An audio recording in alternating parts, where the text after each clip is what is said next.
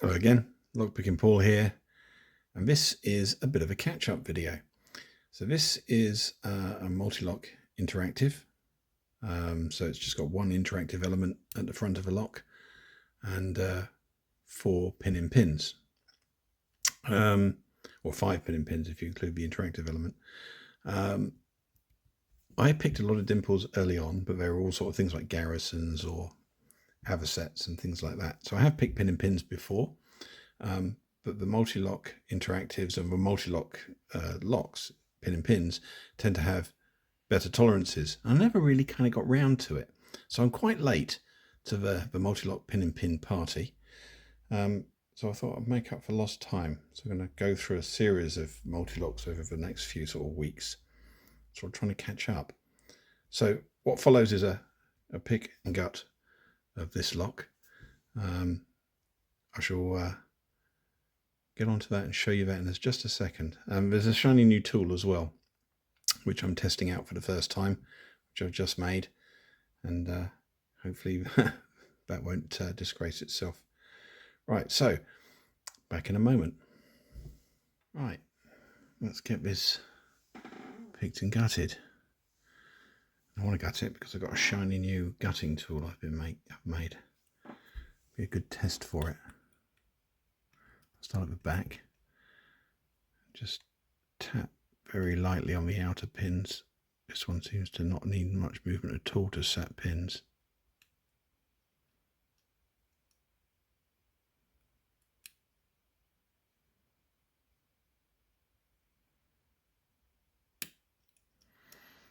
That was the interactive.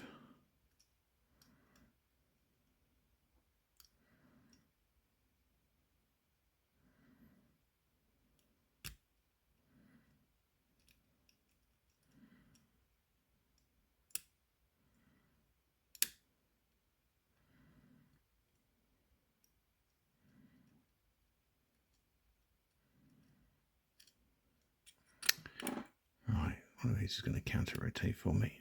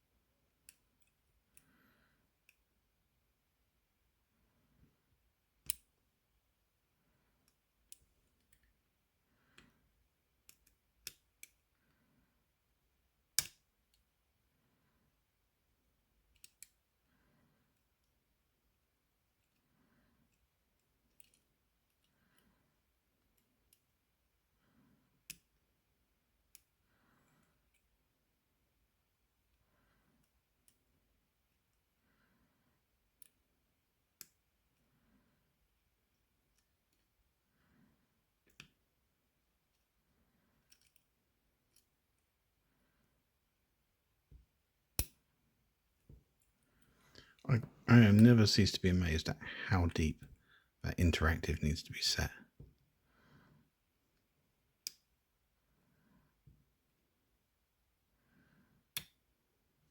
There we go. Whew. Right. And that lock seems to pick differently every single time. Let's have a look at what's inside it, because I seriously do not know.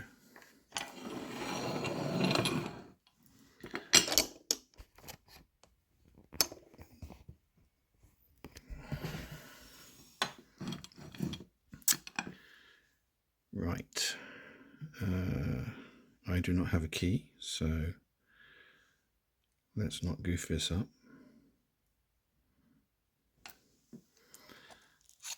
It's my shiny new picking tool, courtesy of a teaspoon. Just quench hardened a tip here. I'll just zoom in on that. One for pushing them off and one for hooking them off. And it works surprisingly well. There's a flat here for pushing circlips back on again. So, but I don't want to spin the core as I take this off. So let's not goof this up. Okay. We didn't goof it up, that's all good.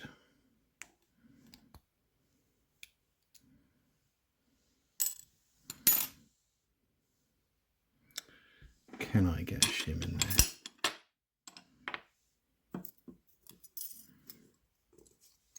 Oh, I want to mention the reason I made that tool is because I've got an echelon set, and C-Stu Jew, Charles Watt, gave me a pinning patch, which is nice, but with no means of actually gutting a lock in the echelon set. I bought a pair of tweezers to go with the pinning patch, and then I thought, I don't have a gutting hook.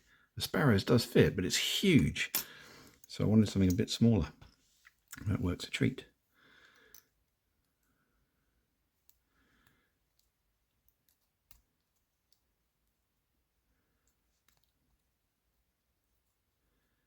Right, that's in. Where are the key pins? Right, I'm going to fall out if I do it that way up, so yeah.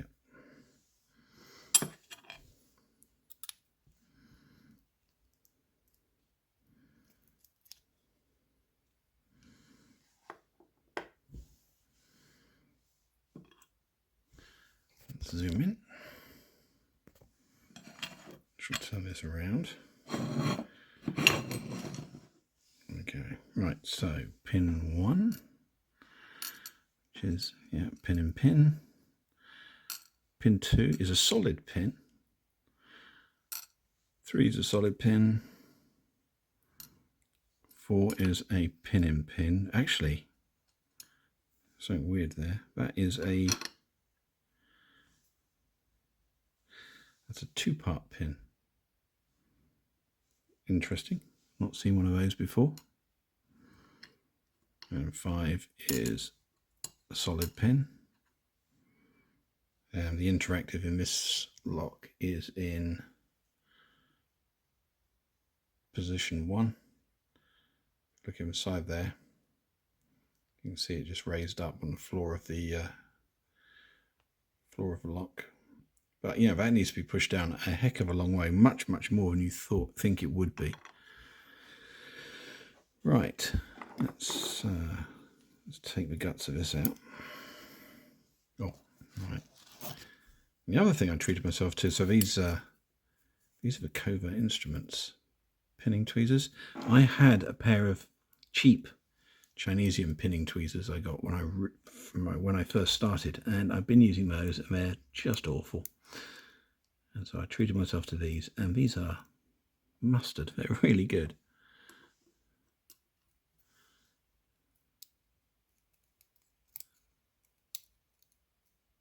All right, so we've got like a standard driver and then a spool driver,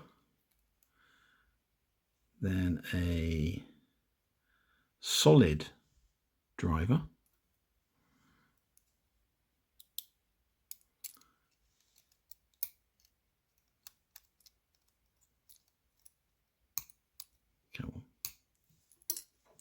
oh, that's handy, a spool driver, and the last one is another spool.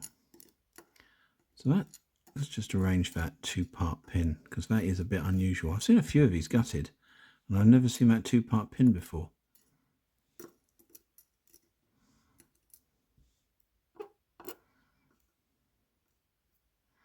So yeah, 3 solid